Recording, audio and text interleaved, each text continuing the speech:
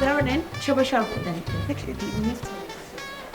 বেশে এই তাড়াহুড়োর বিয়েতে এরকম একটু হয়, আপনি টেনশন করবেন না।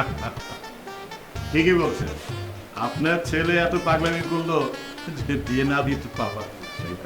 হ্যাঁ হ্যাঁ, আপনার মেয়ে এত বাড়াবাড়ি করলো, প্রতিদিনই তো আমাদের বাসায় যেত। বলেন আশপাশের মানুষজন কি বলে? আব্বা কি বলো তুমি এগুলা? এই তুই কথা বলছিস কেন?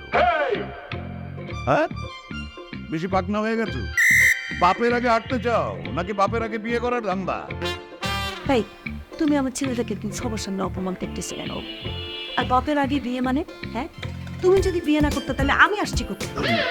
ওটা তো একটা কথার কথা বলেছি। আচ্ছা বিয়ে সাহেব, তাহলে কাজী সাহেবকে খবর দেই, আগে বিয়েটা পড়ানো হোক, পরে খাওয়া দাওয়া করা যাবে।